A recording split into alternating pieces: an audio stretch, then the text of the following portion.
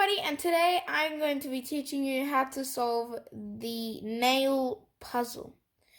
So to start, you basically have to hold it in this position. I'm going to give you a few seconds to do that.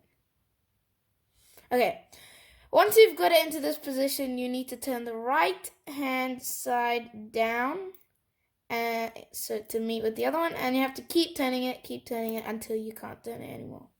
Once you've done that, you have to just watch carefully. You have to kind of turn it down and then pull it apart.